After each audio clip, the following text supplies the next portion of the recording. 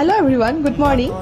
আজি যেহেতু শনিবাৰ ৰিয়মৰ স্কুলো নাই গতিকে ৰাতিপুৱা ভাগৰ মোৰ দৌৰাদৌৰিখিনিও নাই সেইকাৰণে ৰাতিপুৱা শুই উঠিয়ে প্ৰথমে পাপা আৰু মই এয়া লাগি গ'লো ফুলকবি পুলি আৰু বন্ধাকবি পুলি ৰোৱাত এতিয়া আৰু ওলাইহে চাগে ডিচেম্বৰ জানুৱাৰী মানলৈ খাব পাৰিম তাৰপিছত আমাৰ মাটিও নিচেই কম তথাপিও এইখিনি মাটিতে ছিজনেবল বস্তু ৰুই খুৱাবলৈ আমি চেষ্টা কৰোঁ তাৰপিছত গা পা ধুই আহি দেখা পাইছোঁ এয়া আহিছিলে পাৰ্চেল এটা ৰিয়মৰ তাতে পানী বটল এটা অৰ্ডাৰ দি থৈছিলোঁ তাৰ কাৰণে ষ্টীলৰে ইউজ কৰোঁ যিহেতু সেইকাৰণে কম দামতে এইটো মই ভালেই দেখা পাইছোঁ পানী বটলটো সেইকাৰণে আনিলোঁ পানী বটলটো বাৰু ঠিকেই আছে এই কামটো কৰি কোনে কোনে ভাল পায় এই প্লাষ্টিকটো ফুটাই যে ইমান ভাল পাওঁ সৰুৰ পৰা এতিয়ালৈকে এইটো চখ যোৱাই নাই একদম ফুটাই শেষ কৰাৰ পিছতহে মই প্লাষ্টিকটো পেলাই দিওঁ